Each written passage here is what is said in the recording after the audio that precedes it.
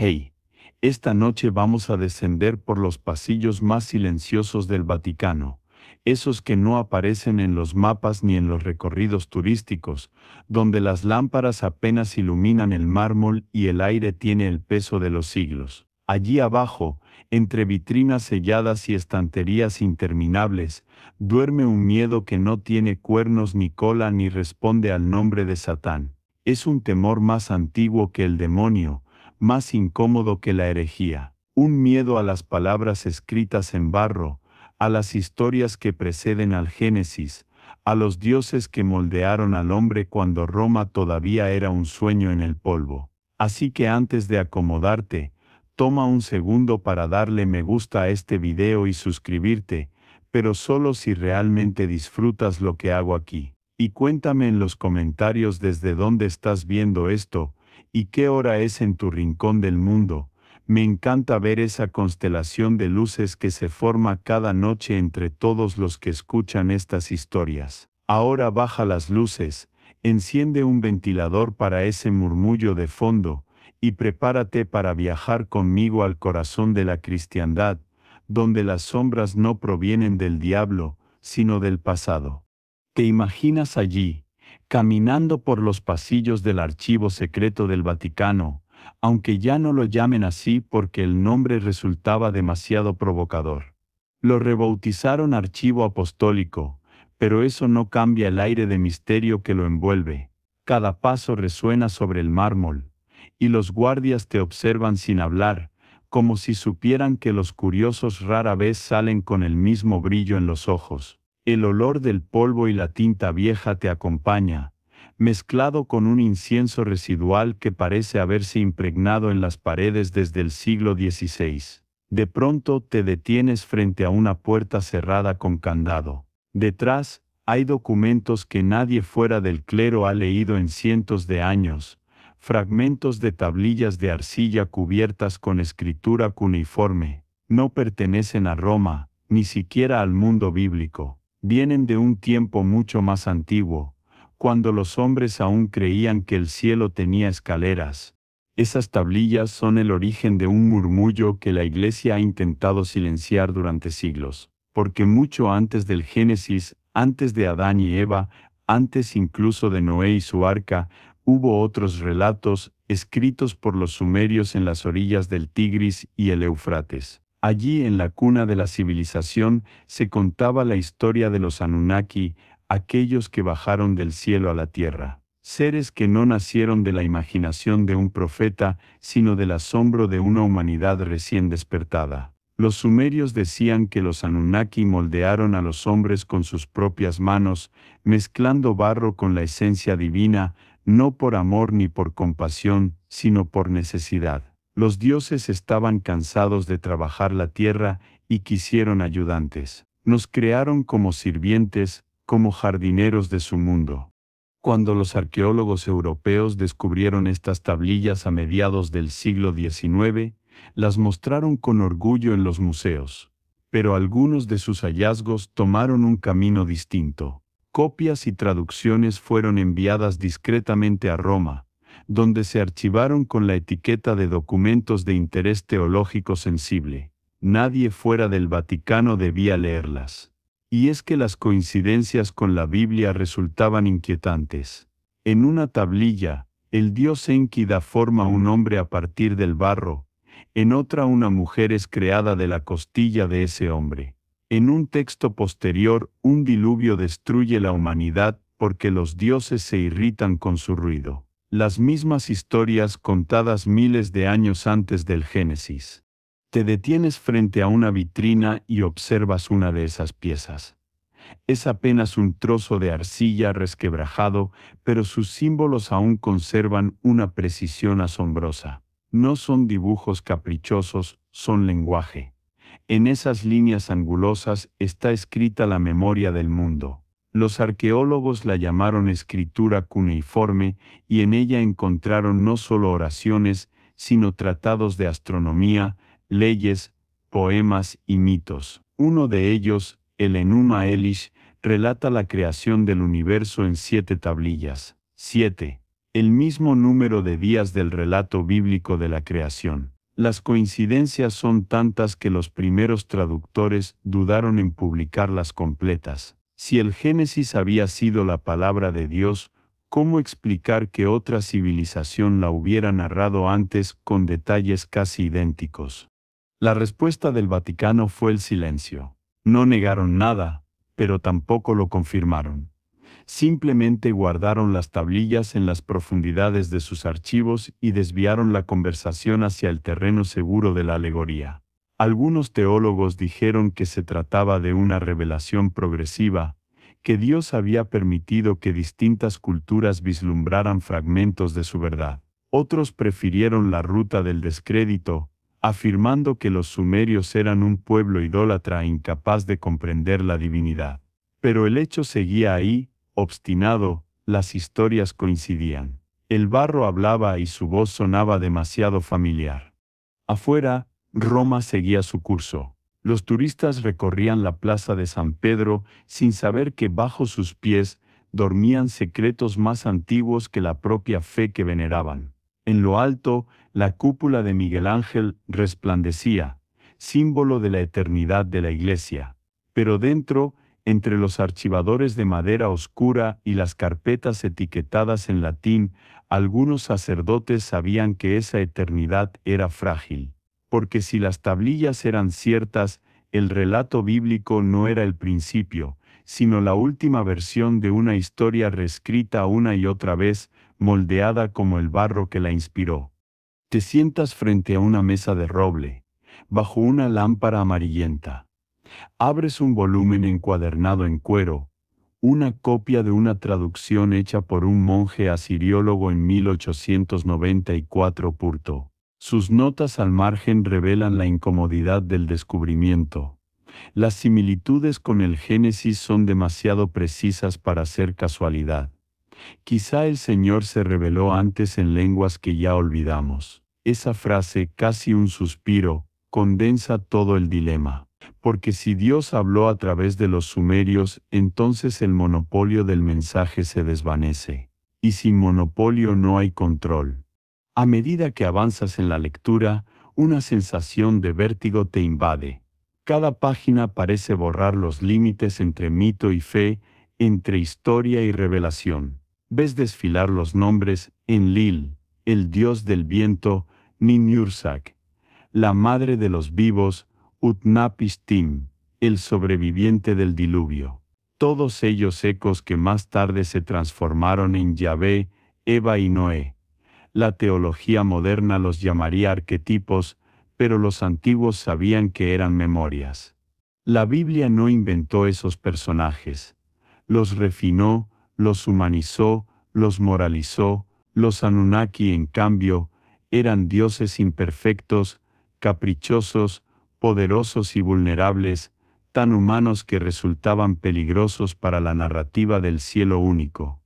El Vaticano entendió pronto que esas historias eran más que curiosidades antiguas. Eran grietas en el muro del dogma. Por eso, mientras los museos exhibían copias y los académicos debatían, Roma archivó los originales y restringió el acceso. Lo llamaron prudencia, pero en realidad era miedo, no al mal, sino a la duda, porque si el hombre fue creado para servir, si los dioses antiguos no eran símbolos sino seres reales, ¿dónde quedaba el libre albedrío? ¿Dónde la redención? Cada pregunta abría un abismo teológico. Las luces parpadean, el ventilador zumba, y por un momento te parece escuchar pasos en el pasillo. Quizás solo es el eco de tu respiración, o tal vez el archivo no está tan vacío como parece. Piensas en todos los que pasaron por allí antes que tú, estudiosos, monjes, científicos, hombres de fe que se debatieron entre la obediencia y la curiosidad. Algunos callaron, otros desaparecieron. Las historias sobre sacerdotes exiliados por hablar demasiado no son raras. La Iglesia siempre prefirió los misterios encerrados. Y aún así el barro sigue hablando. Cada año, nuevas excavaciones en Irak, Siria y Turquía revelan tablillas que amplían la historia. Los nombres cambian, pero los símbolos son los mismos gestos, los mismos miedos, la misma fascinación por el origen. En todas ellas, los Anunnaki aparecen como intermediarios, seres que trajeron conocimiento, leyes, medicina y escritura. No los temían, los veneraban. Quizá eso fue lo más peligroso, una humanidad agradecida con sus creadores. Mientras sales del archivo, la puerta se cierra con un sonido sordo. Afuera, el aire nocturno de Roma huele a piedra mojada. La plaza está vacía, iluminada por faroles que proyectan sombras alargadas. Miras la cúpula del Vaticano y sientes que esa luz no proviene del cielo, sino de la tierra. Una luz encendida hace milenios en las llanuras de Sumeria, aún ardiendo en las grietas del barro. Quizá el miedo del Vaticano nunca fue a los dioses antiguos, sino a lo que esos dioses nos recordaban, que el conocimiento y la fe nacieron del mismo polvo. Cierras los ojos, y por un instante imaginas que puedes oírlo, un susurro profundo, antiguo, resonando desde las capas del tiempo. Recuerda, dice la voz del barro, nosotros también creamos.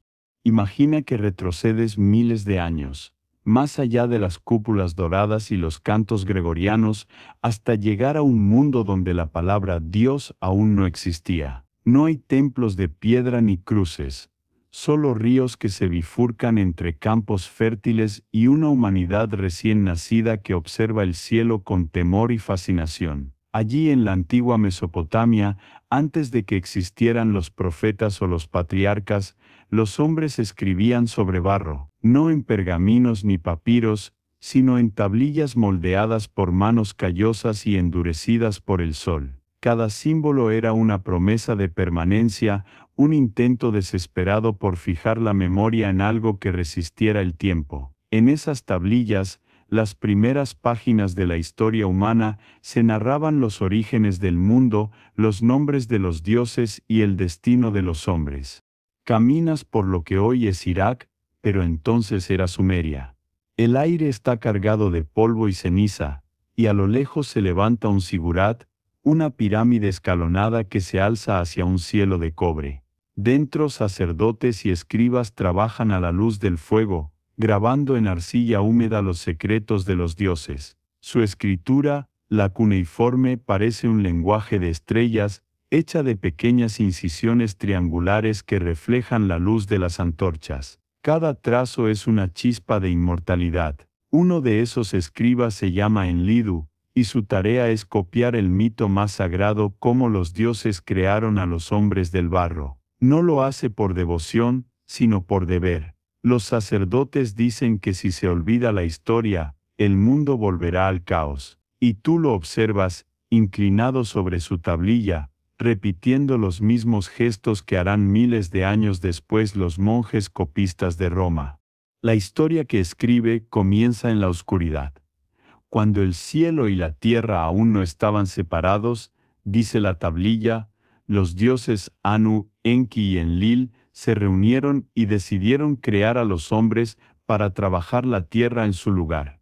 Enki, el dios de la sabiduría, toma barro del río y lo mezcla con la sangre de un ser celestial sacrificado. De esa mezcla nace Adapa, el primer hombre. Los dioses lo contemplan con curiosidad.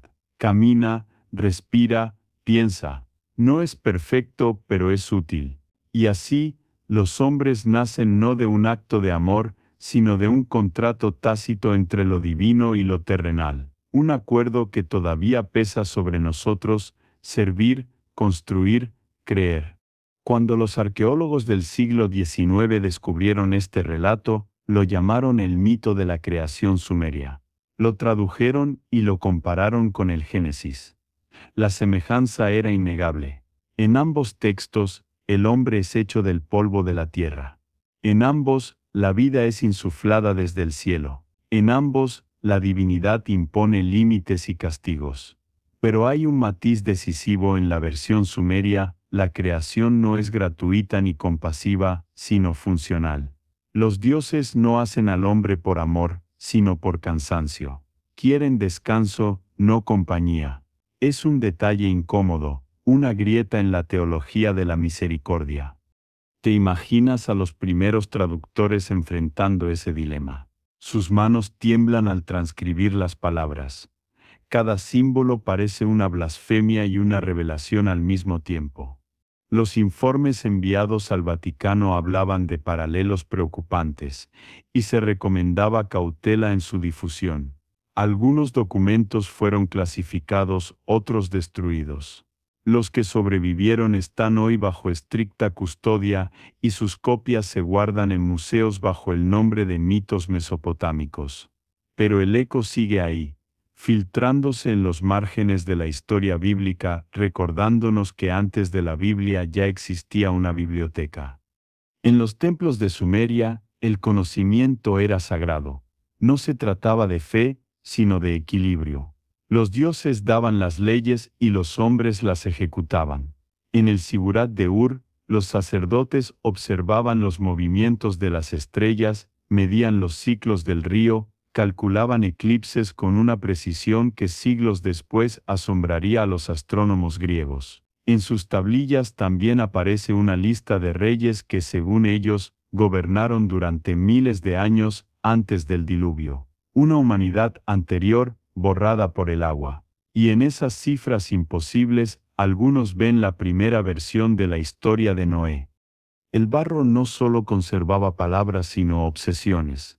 En cada línea hay un intento de entender lo inalcanzable. Para los sumerios, los Anunnaki no eran símbolos ni metáforas, eran reales. Venían del cielo, descendían en naves de fuego y desaparecían entre las montañas. Les enseñaron agricultura, metalurgia, leyes y música. Cuando se marcharon, dejaron instrucciones y advertencias: no olvidéis quién os creó. Pero con el tiempo, los hombres los convirtieron en dioses, y los dioses se volvieron mitos. La memoria se fragmentó como las tablillas rotas que hoy descansan en museos. Ahora imagina que estás de nuevo en Roma, siglos después, frente a un manuscrito encuadernado en cuero. En sus páginas, un teólogo del siglo XVII ha copiado pasajes de esas tablillas y los ha traducido al latín.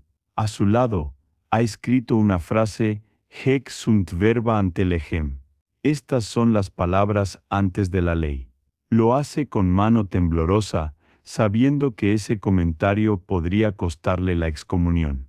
Porque admitir que hubo palabras antes de la ley es reconocer que la Biblia no es el principio, sino una versión.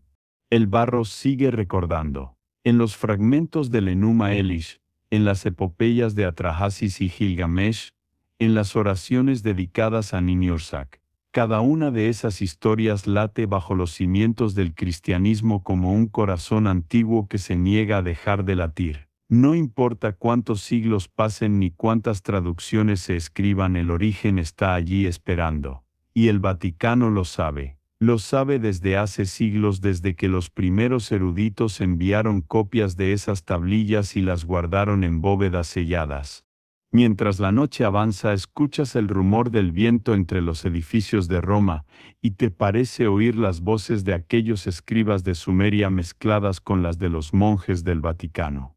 Ambos copiando, traduciendo, preservando. Ambos creyendo que escribían para Dios, sin saber que tal vez copiaban las mismas palabras. Antes de la Biblia hubo barro y el barro aún conserva la forma de nuestras dudas. Te despiertas en una llanura infinita. El sol apenas nace sobre el horizonte, y el aire tiene el olor dulce del barro caliente. Frente a ti se alzan templos que parecen montañas escalonadas, sigurats que rascan las nubes y brillan con una luz dorada. Estás en la antigua Sumeria, más de 5000 años antes de los vitrales del Vaticano, antes de los cálices, antes de los crucifijos. Aquí los dioses no son invisibles ni viven en el más allá, caminan entre los hombres, comen con ellos, se enojan, se ríen, y cuando se cansan regresan al cielo. Los llaman los Anunnaki, y sus nombres están grabados en piedra y memoria. Dicen que vinieron de las estrellas, de un reino más allá de los vientos, y que enseñaron a los humanos todo lo que hoy creemos haber descubierto por nosotros mismos. Caminar por este mundo es como observar la infancia de la civilización. Los ríos Tigris y Éufrates son las arterias de una humanidad recién nacida, y los templos están llenos de ofrendas, pan, aceite, piedras preciosas, perfumes. No se reza con las manos juntas, sino con la frente pegada al suelo, porque los dioses pueden aparecer en cualquier momento. Enki, el Señor de las aguas, protector de la sabiduría y de las ciudades. Enlil, el dios de los vientos, severo y volátil, cuyo enfado puede desatar tormentas. Anu, el dios del cielo que observa desde arriba, silencioso y lejano. Y entre todos ellos, los Anunnaki, aquellos que bajaron del firmamento en columnas de fuego, trayendo consigo el conocimiento.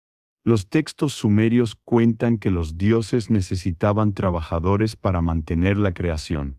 Los Igigi, una raza de dioses menores, se rebelaron contra el trabajo pesado, agotados de excavar ríos y levantar montañas. Entonces, los Anunnaki decidieron crear a una nueva especie, el hombre. Tomaron barro del río, lo mezclaron con la sangre de un dios sacrificado, y de esa mezcla nació el primer ser humano, un ser imperfecto pero obediente. Los sumerios creían que el alma del hombre era divina porque contenía la esencia de los dioses, pero su cuerpo era terrenal, moldeado con polvo. En esa dualidad, cielo y tierra, espíritu y carne, nació la tragedia humana. ¿Te imaginas los primeros hombres mirando al cielo, reconociendo a sus creadores? No rezaban en busca de perdón, sino de guía. Los dioses no pedían fe, sino trabajo. A cambio ofrecían conocimiento. Enseñaron a sembrar, a fundir metales, a construir templos. Les mostraron cómo leer las estrellas, cómo medir el tiempo, cómo escribir. Y en ese intercambio nació la civilización. Pero el conocimiento tiene un precio, y pronto los hombres comenzaron a soñar con ser como los dioses. Querían más que obedecer, querían comprender. Los sacerdotes sumerios registraron los nombres de los Anunnaki como una genealogía divina. Algunos eran benevolentes, otros crueles. Enki, el sabio, amaba a los humanos y trataba de protegerlos. Enlil, el dios de las tormentas, los despreciaba y buscaba su destrucción.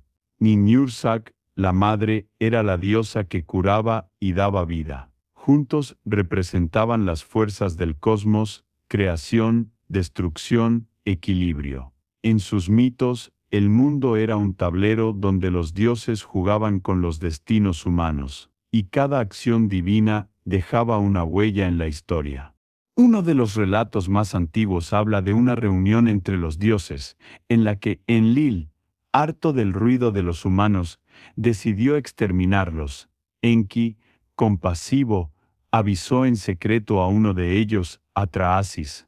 Le ordenó construir una gran barca, sellarla con brea y refugiarse con su familia y sus animales. Días después, el cielo se abrió y cayó un diluvio que arrasó la tierra. Cuando las aguas bajaron, Atraasis ofreció un sacrificio. Los dioses, hambrientos, se acercaron al aroma del humo, y Enlil, avergonzado, prometió no volver a destruir a los hombres. Miles de años después, esa historia sería contada de nuevo, con otros nombres: Noé, Yahvé, el arca, el arco iris.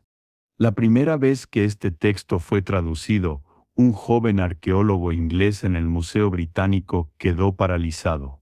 Había pasado noches enteras comparando las tablillas, convencido de que había hallado una copia de la Biblia anterior a la Biblia. Cuando envió su informe al Vaticano, no recibió respuesta. Pero unas semanas después, sus investigaciones fueron suspendidas y sus tablillas trasladadas a otro departamento. En privado escribió: «Hemos encontrado el Génesis original, y no sé si el mundo está preparado para escucharlo». Los Anunnaki se convirtieron en una leyenda prohibida. En el siglo XX, Algunos autores comenzaron a interpretarlos no como dioses, sino como visitantes de otro mundo. Las teorías eran extravagantes, pero la idea era tentadora. ¿Y si las historias de dioses descendiendo del cielo fueran descripciones primitivas de algo real, algo que los antiguos simplemente no podían comprender? El Vaticano, por supuesto, rechazó esas ideas de inmediato. La teología no podía permitirse dioses que venían del espacio. Necesitaba uno eterno, omnipotente y moralmente puro. Sin embargo, la coincidencia entre los símbolos sumerios y los relatos bíblicos era difícil de ignorar. Alas, halos, rayos de fuego, tronos celestes, las imágenes se repetían una y otra vez, como si la memoria humana hubiera sido moldeada con los mismos patrones en distintas lenguas.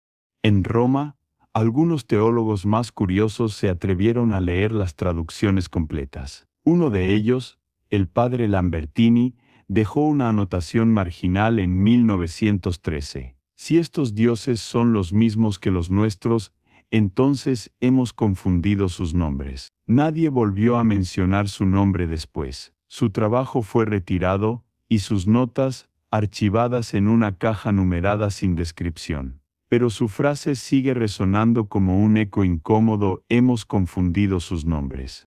Los dioses que bajaron del cielo no eran metáforas de la esperanza, sino de la advertencia. Enseñaron al hombre, pero también lo dividieron. En su sabiduría había egoísmo, y en su generosidad castigo.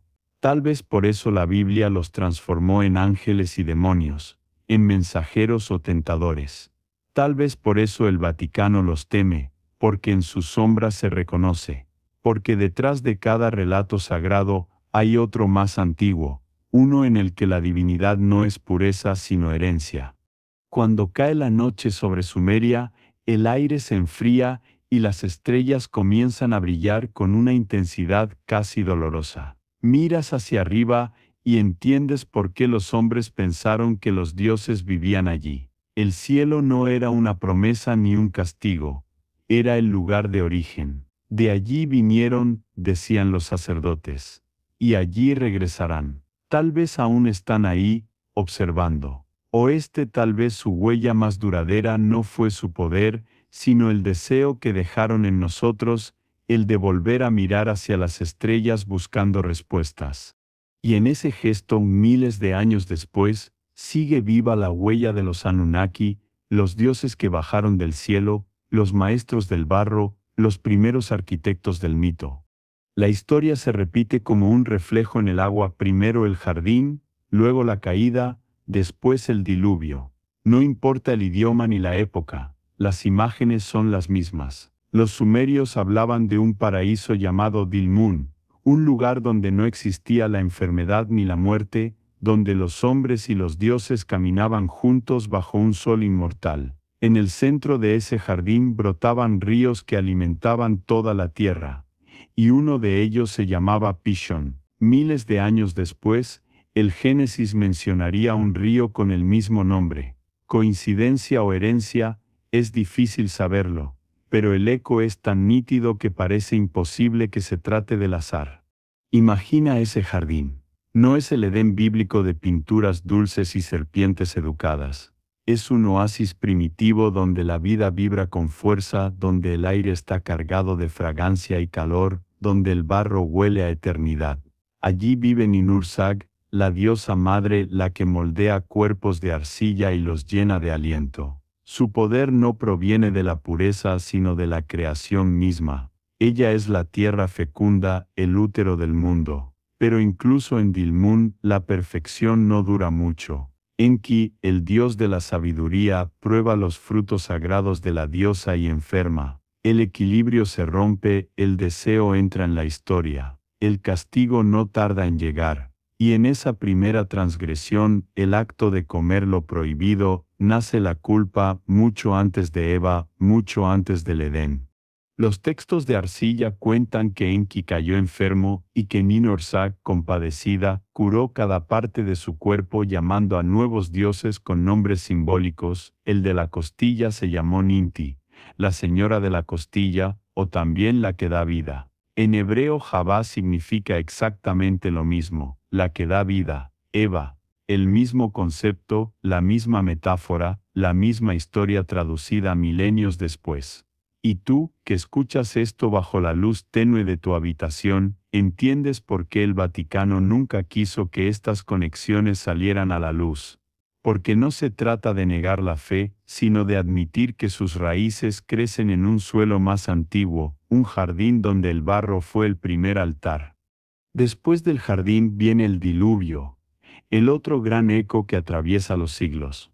Los sumerios decían que la humanidad había olvidado su lugar, que hacía demasiado ruido y perturbaba el descanso de los dioses. Enlil, irritado, decidió borrarla. Enki, compasivo, avisó a un hombre llamado Ziusudra, que luego sería Utnapishtim, y más tarde Noé, para que construyera una gran embarcación, sellada con betún, capaz de resistir el fin del mundo. Cuando las aguas bajaron, Ziusudra ofreció un sacrificio. El humo del fuego subió al cielo, y los dioses, hambrientos, se acercaron al olor. Enlil, avergonzado, prometió nunca más destruir a los hombres. El relato aparece palabra por palabra en tablillas de más de 4000 años.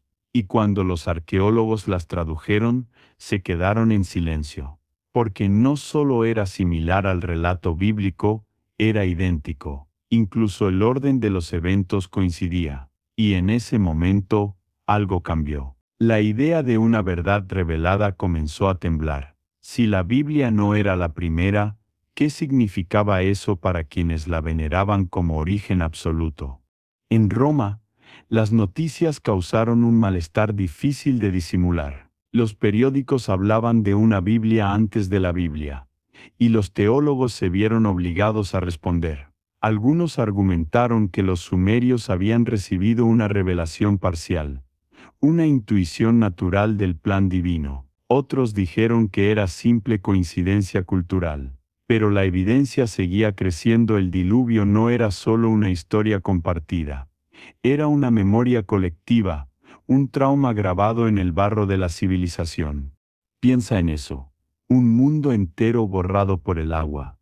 Una humanidad reiniciada. Un segundo intento. Esa imagen, repetida una y otra vez en mitos de todos los continentes, tiene el sabor de una advertencia. Quizás no fue un castigo, sino una memoria geológica transmitida por generaciones. Los sumerios la escribieron con precisión científica. Describieron el nivel del agua, los vientos, la duración de las lluvias. Para ellos los dioses eran fuerzas naturales con rostro humano, no entidades morales. Enlil no era malvado, era el viento destructor. Enki no era santo, era el agua que fertiliza. La Biblia los transformaría en metáforas éticas, pero su origen era físico, terrenal, tangible.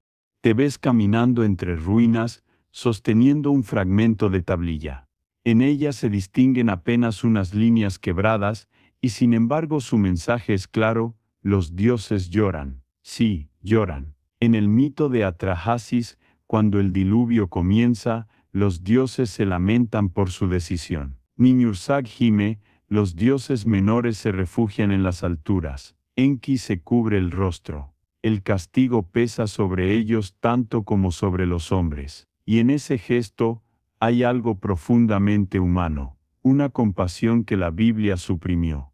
Cuando los misioneros del siglo XIX leyeron esos textos, comprendieron por qué el Vaticano había callado. Los dioses de Sumeria no eran demonios ni rivales, eran los mismos arquetipos que siglos después aparecerían santificados en el monoteísmo. Lo que había cambiado era la narrativa. Lo múltiple se había convertido en único, lo imperfecto en infalible. Y en esa transformación se había perdido algo, la idea de que la divinidad también podía dudar, equivocarse y llorar. De regreso en Roma, ¿imaginas un teólogo del siglo XVI leyendo en secreto una traducción parcial de estas tablillas? Las vela tiembla, y en la penumbra escribe en los márgenes de su Biblia: el barro recuerda, Luego borra la frase antes del amanecer. Sabe que esas dos palabras podrían costarle la vida. Y sin embargo esa frase sobrevive transmitida de forma anónima entre estudiosos, un susurro que viaja de siglo en siglo. El barro recuerda. Recuerda los ríos del Edén y las aguas del diluvio.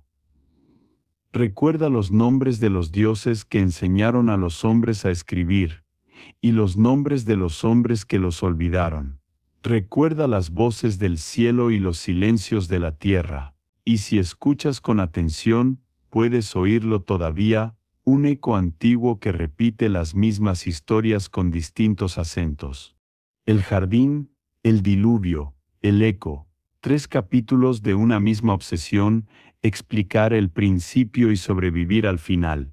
Tal vez por eso el Vaticano temió tanto a estas tablillas, porque no solo cuestionaban los dogmas, sino que revelaban una verdad más inquietante: que el hombre no necesita a Dios para recordar el origen, solo necesita al barro. Y mientras las campanas suenan a lo lejos, piensas que, quizás, en algún rincón del cielo, los dioses antiguos siguen observando el reflejo de su creación, sonriendo al ver que aún seguimos buscando el jardín que una vez perdimos. Te despiertas en un museo silencioso. Las luces son tenues, el aire frío, y el suelo de mármol refleja la silueta de vitrinas que custodian fragmentos de un mundo olvidado. Estás en Londres, en el Museo Británico, donde reposan las tablillas que cambiaron para siempre nuestra idea de la historia. Son pequeñas, del tamaño de una mano, pero cada una contiene un universo entero, miles de símbolos diminutos grabados con un punzón de caña, cada trazo una palabra, cada palabra una chispa de memoria. Y mientras las observas, entiendes que lo que el Vaticano teme no es el demonio ni la ciencia, sino la voz del barro, porque el barro no se puede excomulgar, no se puede quemar ni esconder para siempre. Tarde o temprano, vuelve a hablar. Las primeras tablillas aparecieron a mediados del siglo XIX en las ruinas de Nínive, la antigua capital del Imperio Asirio.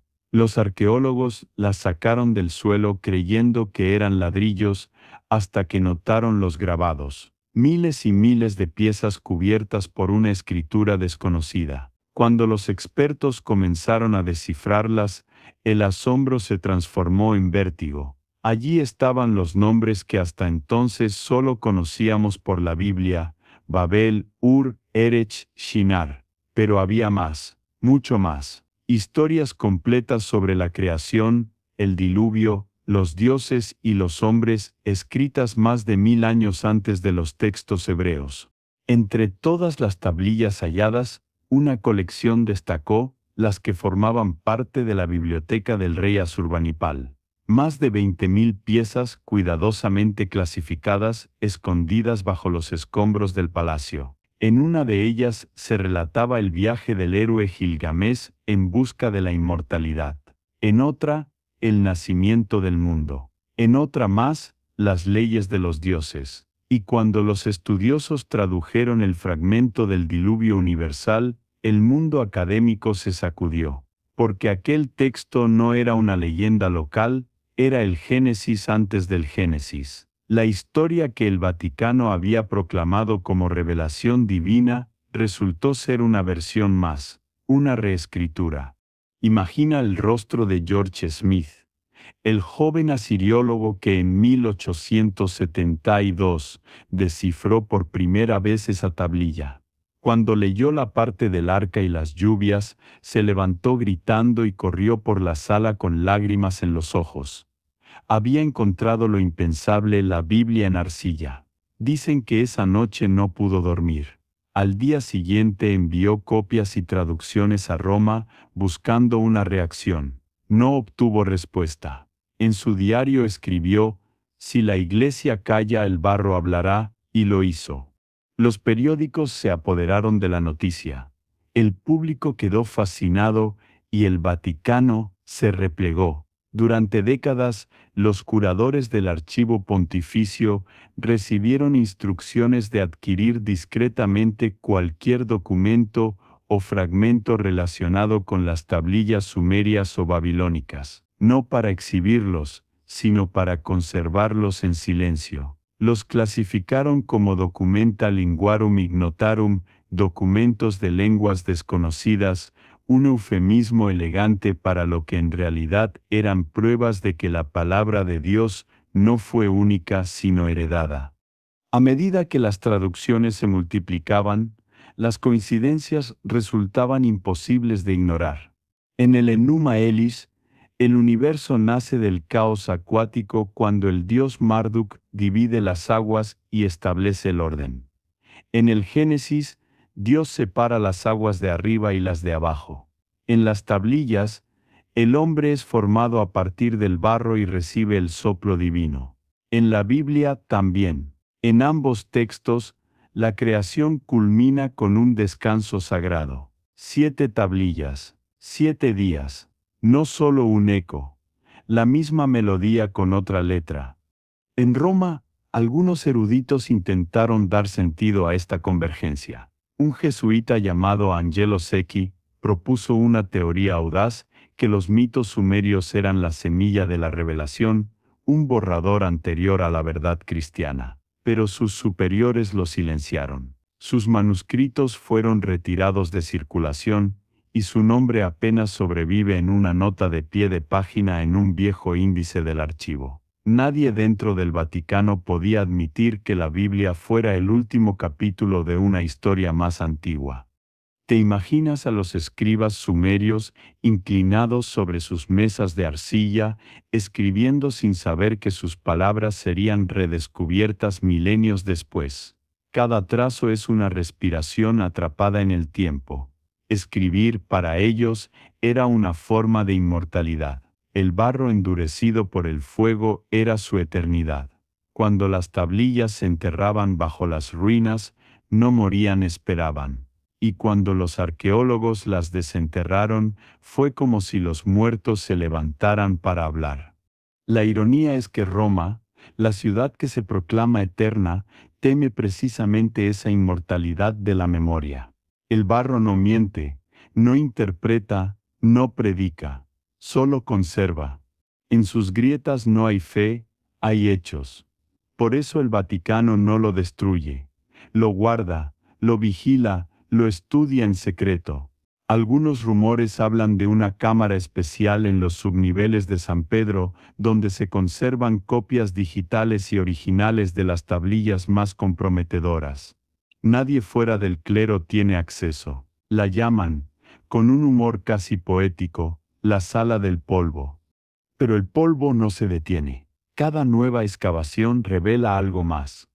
Una tablilla en Siria que habla del primer pacto entre dioses y hombres. Otra en Babilonia que describe la torre de un lenguaje universal, la misma Babel. Otra en Mari que menciona un arca. Todas escritas antes del Antiguo Testamento. Cada hallazgo es una nota más en el coro de la historia, una voz que dice, nosotros lo dijimos primero. Y tú, de pie frente a las vitrinas, sientes que las tablillas te observan, no como reliquias, sino como espejos.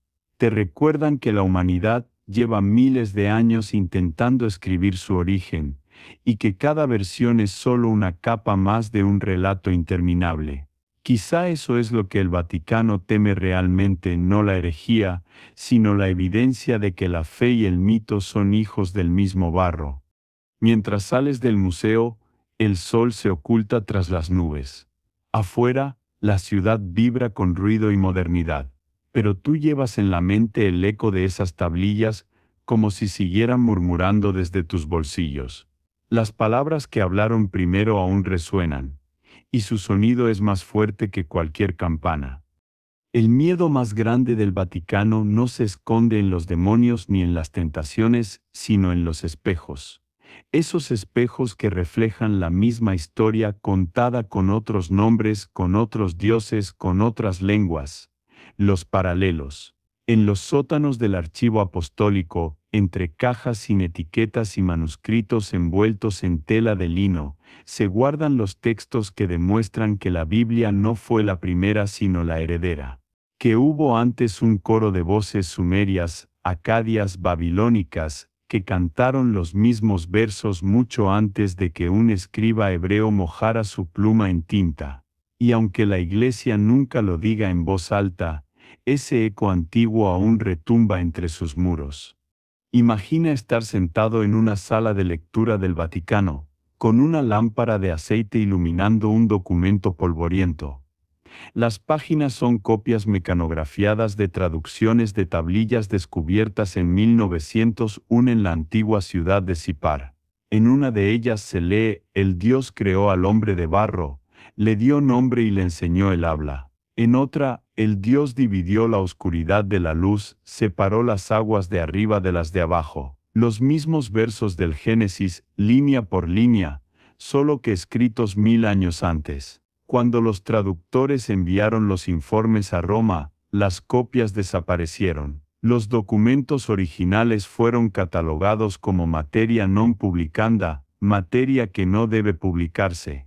Los paralelos no se limitaban a las historias del origen, también alcanzaban las leyes, los rituales, los símbolos. El código de Hammurabi, tallado en piedra siglos antes de Moisés, ya hablaba de justicia divina, de castigo proporcional, de un orden moral impuesto desde el cielo. Las plegarias babilónicas incluían confesiones, absoluciones y promesas de obediencia. Los sumerios ya practicaban bautismos simbólicos con agua de río. Cada dogma, cada rito cristiano tenía su sombra antigua. El Vaticano lo sabía. No era coincidencia, era herencia.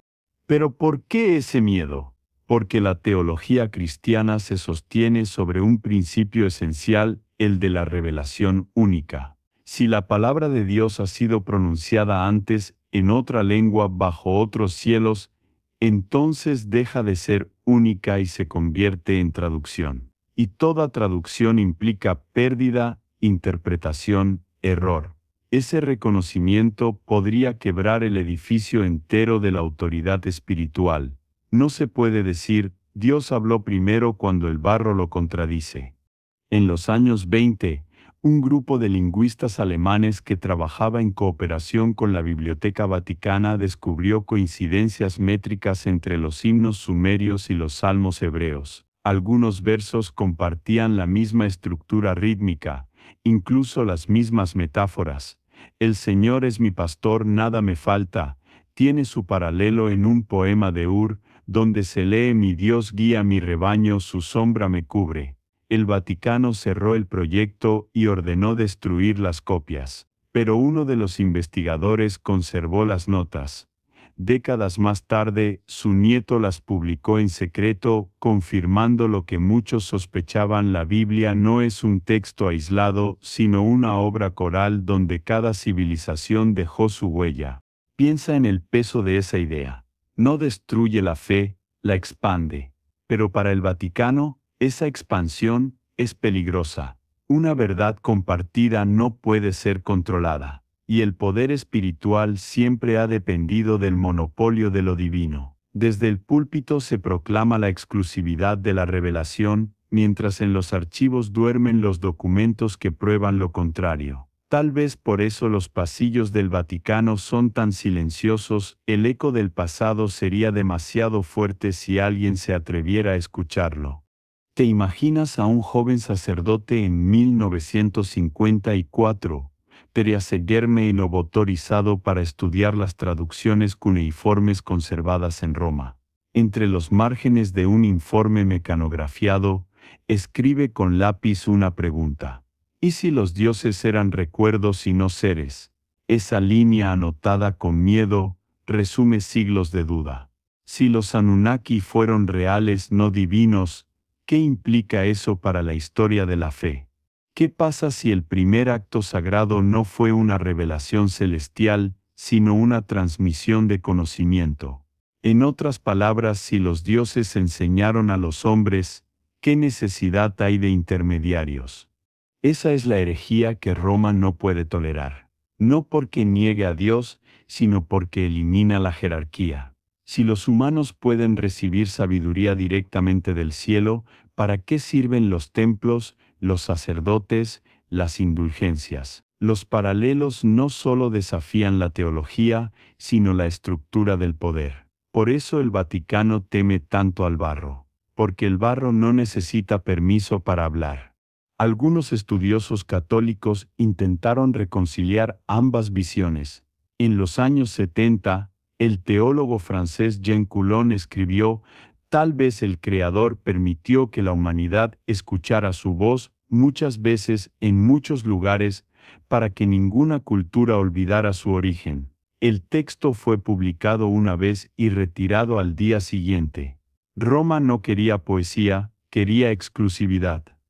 Mientras tanto, fuera de los muros del Vaticano, el interés por los Anunnaki crecía. Autores, historiadores, incluso astrónomos comenzaron a reinterpretar los mitos antiguos. Algunos los llamaban maestros estelares, otros, símbolos de civilización avanzada. Pero todos coincidían en algo: los paralelos eran demasiados para ser coincidencia. En cada mito, en cada cultura, los dioses descienden, crean al hombre, le enseñan, se marchan prometiendo volver. Y cuando miras la Biblia a través de ese prisma, algo cambia. La creación deja de ser un milagro y se convierte en memoria. Vuelves a imaginar las tablillas, el barro endurecido, los signos tallados por manos humanas hace milenios. En sus grietas está el eco de todas las versiones de la verdad: el Génesis, el Enuma Elis, el Corán, los himnos védicos. Todos repiten la misma melodía con distintas palabras. El miedo del Vaticano no es teológico, es humano: el miedo a perder el control del relato. Fuera, las campanas de Roma suenan con calma. El sonido rebota en las paredes de piedra, y por un instante parece una voz que dice: ya lo dijimos antes. Y tú, que escuchas, entiendes. El barro no compite con la Biblia, la completa. Las tablillas no destruyen la fe, la devuelven a su origen. Pero mientras los hombres sigan temiendo los paralelos, seguirán encerrando sus dioses en archivos. Y así, las tablillas seguirán esperando, porque la historia, como el agua, siempre encuentra una grieta por donde volver a fluir. Imagina que estás frente a una de esas tablillas que sobrevivieron al fuego, el barro agrietado por los siglos, las marcas tan finas que parecen líneas de una huella digital. Al inclinarla bajo la luz, las sombras se llenan de significado. Allí, entre los signos, se cuenta la historia de un Dios que no vino del cielo, sino del polvo. Su nombre, Marduk. Para los babilonios, él era el arquitecto del orden, el Dios que transformó el caos en cosmos, que separó la noche del día y dio forma al mundo con las ruinas de una deidad derrotada. Según el Enuma Elish, Marduk venció a Tiamat, el monstruo primigenio del abismo, y con su cuerpo creó el firmamento. El cielo, decían, es el cadáver de un dios, el hombre, su testigo. Esta idea, que hoy suena poética o brutal, fue alguna vez doctrina. Antes del Génesis, antes de los Salmos, el mundo se entendía como un acto de sacrificio cósmico. La creación no era una caricia, era una herida.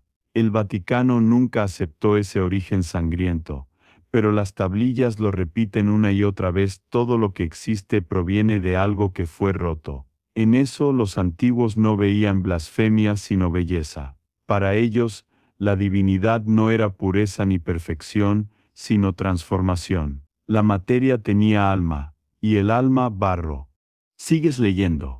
En el texto se describe cómo Marduk moldea al primer hombre a partir del polvo mezclado con la sangre de un dios rebelde, Kingu. Esa combinación carne divina y tierra mortal dio origen a la humanidad. En ese mito el ser humano no es una creación servil ni un error, sino el resultado de un sacrificio. En nosotros hay una chispa de lo celestial y una condena de lo terrenal. Por eso sufrimos, por eso soñamos, por eso nunca encontramos descanso. Somos herederos de la rebelión de los dioses. Ahora compara ese relato con el Génesis.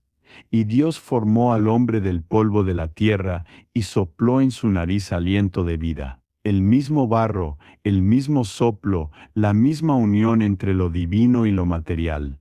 Pero en la Biblia, el sacrificio se borra.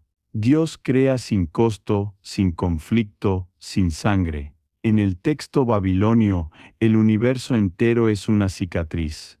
En el bíblico, es una obra terminada. La diferencia entre ambos no es de contenido, sino de tono. Uno acepta la imperfección, el otro la niega. Te preguntas, ¿qué habría pasado si Roma hubiese abrazado la versión más antigua?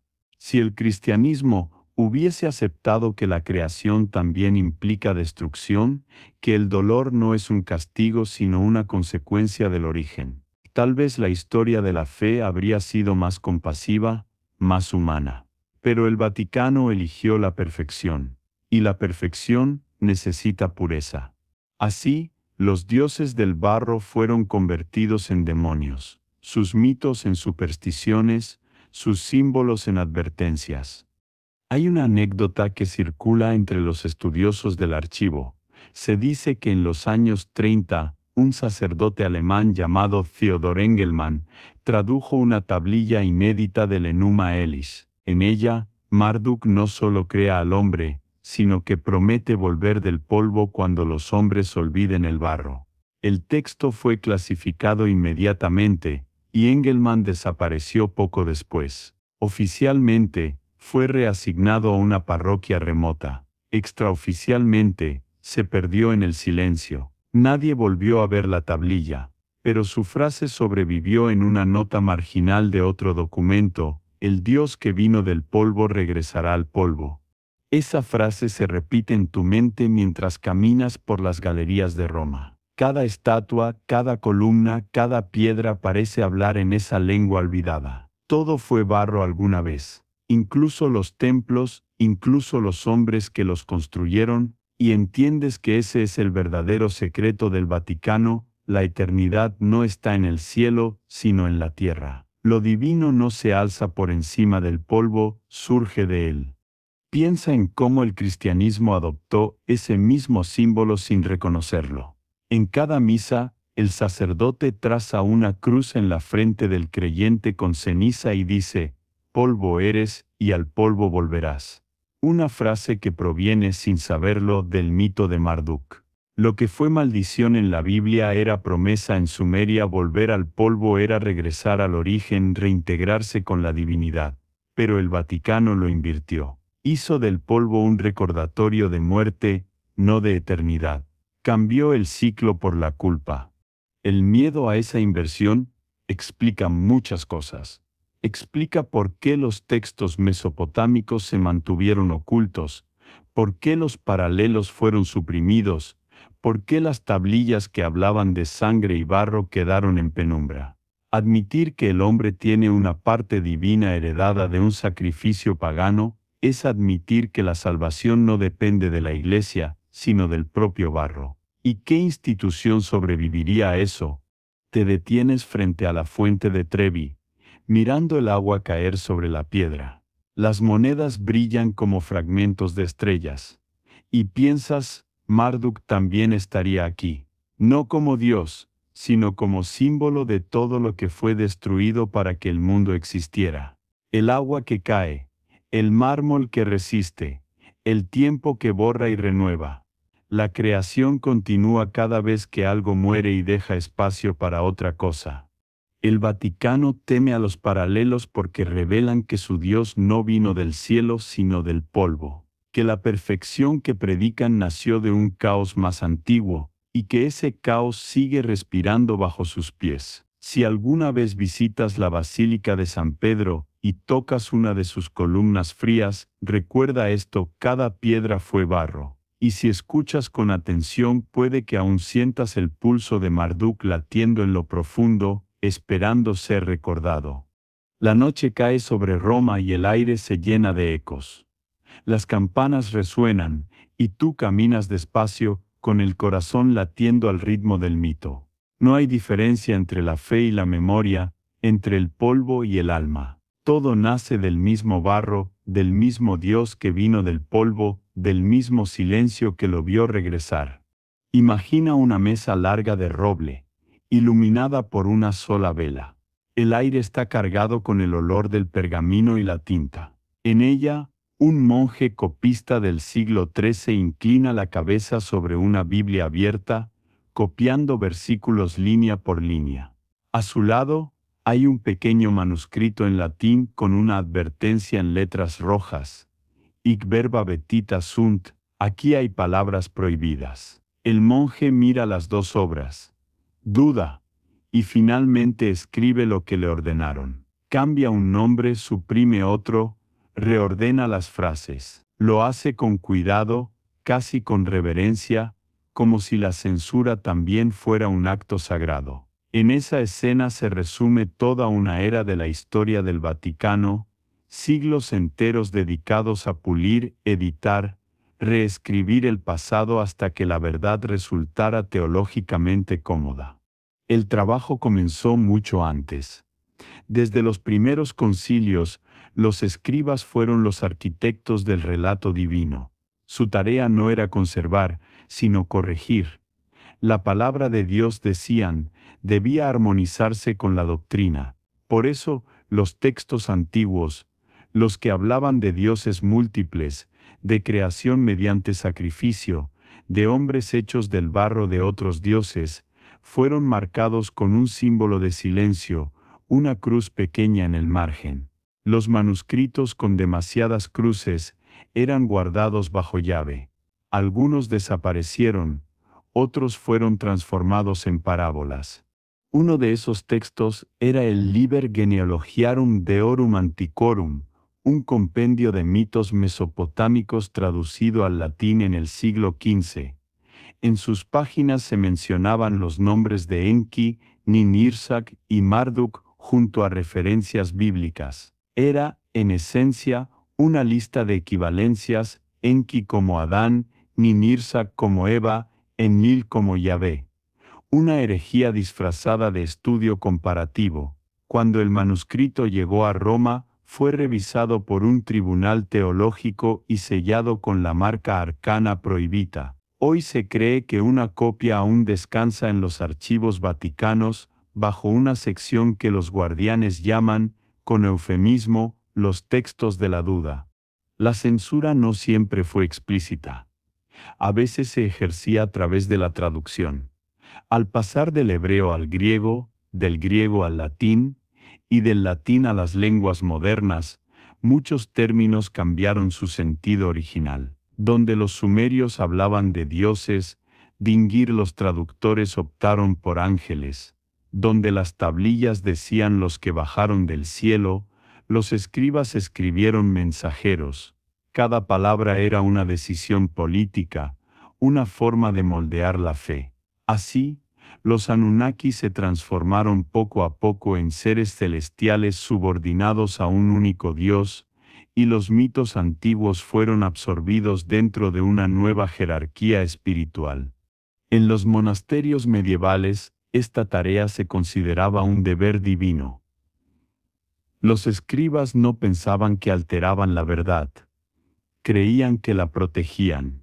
El alma del texto, decían, debe sobrevivir, aunque cambien sus vestiduras. Pero con el paso de los siglos, la acumulación de silencios se convirtió en un muro. Detrás de ese muro, la historia quedó sepultada. Las referencias a los dioses antiguos fueron reescritas como alegorías, sus templos reinterpretados como profecías del cristianismo, sus símbolos integrados en el arte religioso sin reconocer su origen.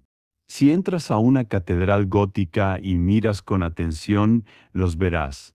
Leones alados, discos solares, manos levantadas con el mismo gesto que aparece en las esculturas de Uruk. No son simples adornos, son restos de un lenguaje anterior. Los artistas medievales copiaron sin saberlo la iconografía de los Anunnaki, la llevaron a las fachadas, a los vitrales, a las pinturas. Los escribas habían borrado los nombres, pero las imágenes sobrevivieron. La censura no puede alcanzar lo que se graba en la piedra. El Vaticano siempre lo supo. En el siglo XVI, Durante el papado de León X, se ordenó una revisión de todos los textos mesopotámicos en posesión de Roma. El informe resultante, conocido como Compendium de Textibus Mutandis, establecía una norma: aquello que repita la verdad de los paganos debe ser transformado en metáfora. Y así se hizo. Los dioses antiguos se convirtieron en símbolos, las historias en parábolas, los nombres en susurros. La mitología fue purificada, y lo impuro sellado. Pero incluso dentro del Vaticano hubo quienes se resistieron. En el siglo XVII, el cardenal Orsini, un erudito apasionado por las lenguas antiguas, escribió en su diario: «No temo al mito, temo al olvido. La fe que teme su pasado es una fe débil». Poco después de su muerte, su biblioteca personal fue confiscada. Entre sus libros había una copia parcial del Enuma Elis, traducida al italiano, con anotaciones al margen que comparaban los dioses babilonios con los ángeles de la jerarquía cristiana. Nadie volvió a ver esa copia, pero sus palabras sobrevivieron, escondidas en las cartas que enviaba a sus amigos. La verdad no se contradice, se repite. ¿Te imaginas a los escribas de todas las épocas, de Sumeria, de Babilonia, de Roma, inclinados sobre sus mesas, compartiendo la misma tarea: escribir lo que recuerdan del cielo? No son enemigos, son eslabones, pero el miedo humano, el miedo a perder autoridad, a perder control, los separó. El resultado fue una cadena rota, una historia partida en fragmentos. Los escribas y la censura sagrada no destruyeron la verdad, la disfrazaron. Ahora, siglos después, la tecnología ha hecho lo que las tablillas prometían: devolver la voz al barro. Cada nueva traducción, cada hallazgo arqueológico, levanta un poco más el velo que los escribas dejaron. Y en medio de esa recuperación, el Vaticano se ve obligado a elegir: continuar el silencio o admitir que su fe comparte raíces con los dioses de arcilla. Mientras caminas por la plaza de San Pedro, el aire de Roma huele a lluvia. Las campanas suenan, y las gotas caen sobre las estatuas como si las despertaran. Piensas que esas piedras también fueron barro, y que quizás los escribas antiguos no escribían para los reyes ni para los papas, sino para ti, para que algún día pudieras leer lo que ellos no se atrevieron a decir en voz alta. El barro sigue recordando, y las palabras que una vez fueron prohibidas, ahora vuelven a pronunciarse con calma, como un rezo que sobrevivió al fuego y al tiempo. Imagina descender una escalera de piedra húmeda en el corazón del Vaticano. El sonido de tus pasos rebota en las paredes, y cada eco parece responderte desde una profundidad sin fondo. A medida que bajas, el aire se vuelve más frío, más denso, impregnado de polvo antiguo y cera. Aquí, bajo los mosaicos dorados de la basílica, bajo el mármol y las reliquias, comienza otro mundo: las catacumbas y bóvedas donde Roma guarda lo que no puede negar pero tampoco confesar. Este lugar no aparece en los mapas, y las llaves que lo abren cambian de manos con cada generación. Los llaman Archivum Inferius, el archivo inferior, un nombre que suena a invención, pero que es tan real como las columnas que sostienen la cúpula.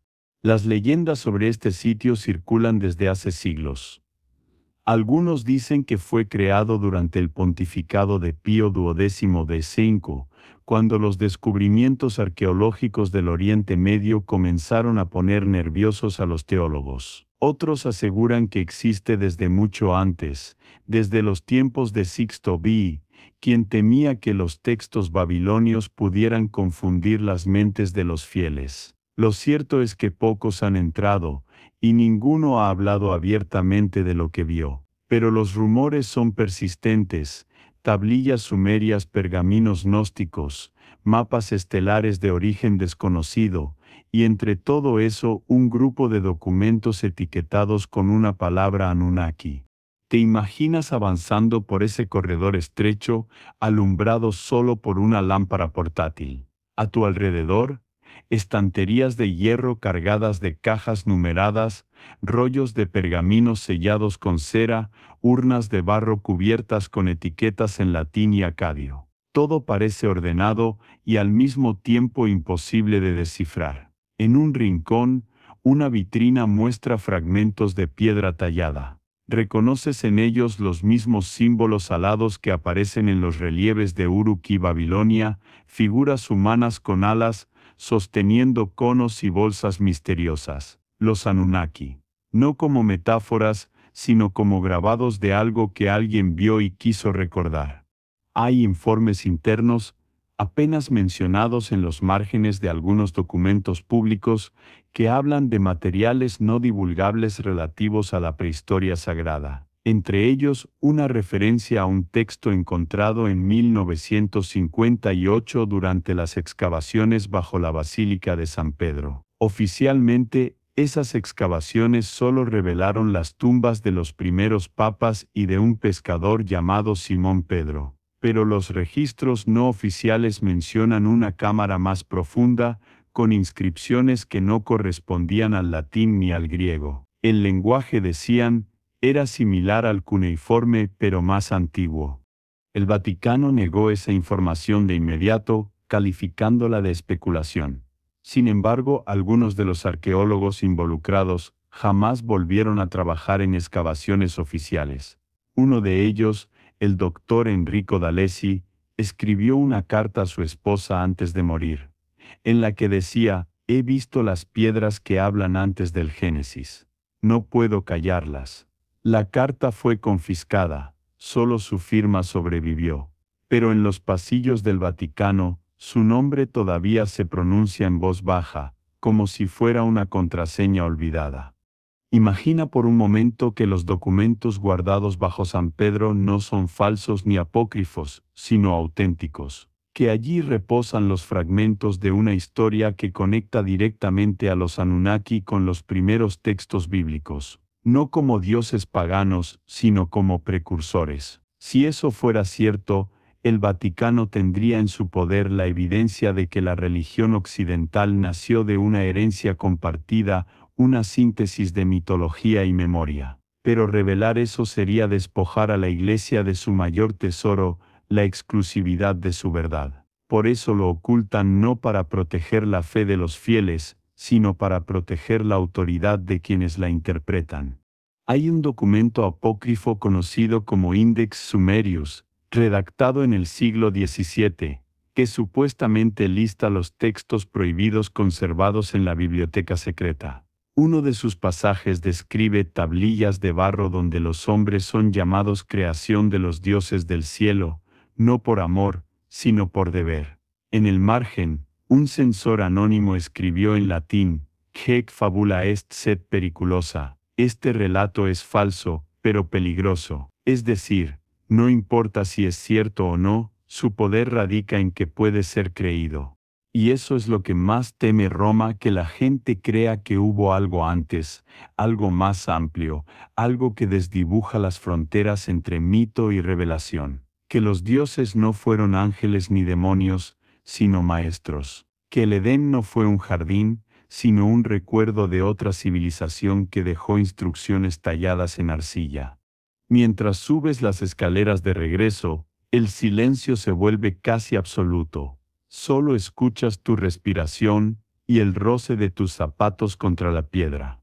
Al llegar a la superficie, las luces doradas de la basílica te ciegan por un instante.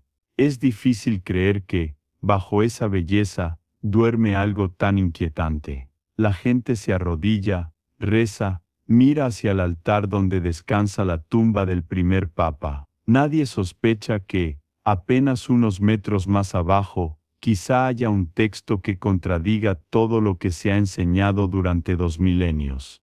En el exterior, la plaza de San Pedro resplandece como un océano de mármol. Los turistas ríen, los vendedores ambulantes ofrecen medallas y postales, los sacerdotes cruzan con pasos apresurados. Todo parece normal, eterno, inmutable. Pero tú sabes algo que ellos no, bajo cada piedra de este lugar late una verdad enterrada, un eco que el Vaticano no logra silenciar. Quizás, piensas, ese sea el verdadero milagro, que, a pesar de los sellos, los candados y los siglos de censura, la historia siga viva, que el barro aún recuerde, que el secreto bajo San Pedro no sea una amenaza, sino una promesa de que algún día, cuando el silencio ya no baste, las piedras volverán a hablar. La noche ha caído sobre Roma. Las luces de la plaza de San Pedro titilan como luciérnagas atrapadas entre el mármol y el aire húmedo. La multitud se ha ido, los cantos han cesado, y solo queda el murmullo constante del viento que atraviesa las columnas. Te quedas de pie, observando la cúpula que brilla como una luna artificial, y piensas en todo lo que duerme debajo de ella: las catacumbas, los archivos, las tablillas selladas. Cada una es un fragmento de la misma historia, una que la humanidad ha contado y vuelto a contar desde que aprendió a mirar las estrellas y a preguntarse de dónde vino. Y sabes que el día en que el barro vuelva a hablar, nada volverá a ser igual. El viento trae un olor familiar, a tierra mojada. Es el mismo que debieron respirar los escribas sumerios mientras grababan sus signos en arcilla blanda. Ese olor es el testigo más antiguo de todos, más fiel que las escrituras, más sincero que los dogmas. El barro nunca miente. Recuerda, y cada vez que alguien lo toca, revive un poco de lo que fue. Las tablillas que yacen en museos, en bóvedas, en cajas selladas, no están muertas, esperan. Son semillas enterradas en el tiempo, esperando que alguien las lea, las escuche, las entienda. Quizás ese alguien seamos nosotros.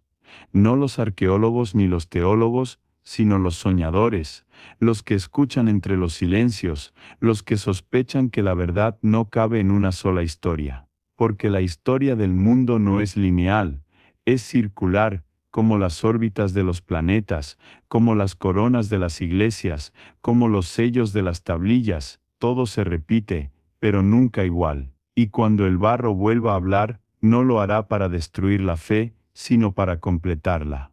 ¿Te imaginas un futuro cercano?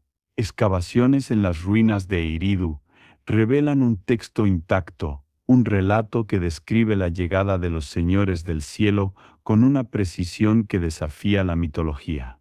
La noticia recorre el mundo, las religiones tiemblan, los políticos intentan interpretarlo, los científicos discuten su autenticidad.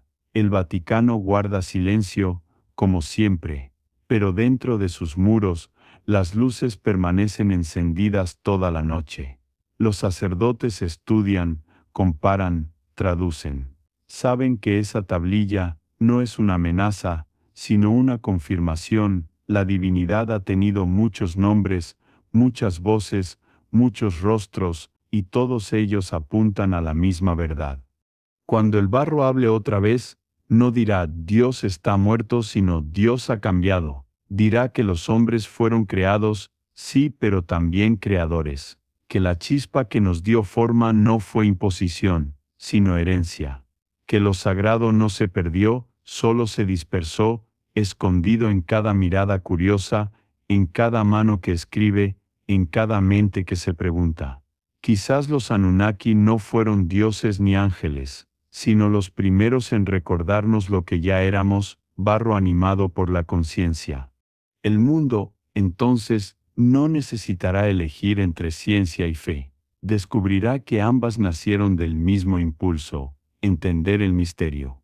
El barro hablará no con palabras sino con resonancias, con conexiones que cruzarán los siglos. La astronomía y la teología dejarán de ser rivales y el hombre se reconocerá a sí mismo como el heredero de ambos mundos, el terrenal y el celestial. Caminarás de nuevo por la plaza del Vaticano y ya no verás una fortaleza de piedra, sino un museo de memoria. Las columnas dejarán de parecer guardianas del secreto y se convertirán en portales hacia la verdad. Los fieles rezarán con los ojos abiertos, no hacia el cielo, sino hacia la tierra, comprendiendo que el milagro no cayó desde arriba, brotó desde abajo. Y cuando alguien, siglos más adelante, toque las tablillas de Sumeria y lea los signos con una voz temblorosa, tal vez pronuncie las mismas palabras que tú pensaste esta noche. Siempre estuvo aquí, porque todo lo que buscamos, el origen, la fe, el propósito, ha estado esperándonos bajo la superficie, en el mismo barro que nos dio forma. Cierras los ojos, la brisa nocturna pasa sobre tu rostro, el murmullo de las fuentes suena como un canto antiguo, y por un instante sientes que todo se alinea: las estrellas, las piedras, los siglos. El universo entero parece contener la respiración, esperando. Y entonces, el silencio se vuelve tan profundo que casi puedes oírlo, el latido del barro, repitiendo las primeras palabras que alguna vez fueron escritas, no en papel ni en mármol, sino en arcilla viva. La creación no terminó, solo descansa. El conocimiento no se perdió, solo duerme. Y cuando despierte, cuando el barro hable otra vez, los muros del Vaticano no se derrumbarán, simplemente se agrietarán lo suficiente para dejar pasar la luz. La historia se apaga como una vela al final de la noche. Afuera, Roma respira en silencio, y las piedras que antes parecían pesadas ahora parecen flotar, ligeras bajo la luz del amanecer. Cierras los ojos y sientes el calor del mundo bajo tus pies, el mismo que sintieron los escribas de Sumeria y los monjes de Roma, separados por milenios, unidos por el mismo gesto, escribir para no olvidar. El barro sigue ahí, paciente, esperando que lo recordemos. Quizá lo más divino que hicieron los Anunnaki no fue crear al hombre, sino enseñarle a conservar su historia, a dejar huellas. Porque todo lo que alguna vez amamos, temimos o adoramos, está escrito, de alguna manera, en la tierra que pisamos. Y esa tierra, aunque la cubran de templos, aunque la sellen con oro, aunque la nieguen, sigue respirando. Dejas que el sonido de las campanas se disuelva lentamente como un eco que se despide. Piensas que al final, no importa si los dioses bajaron del cielo o surgieron del barro.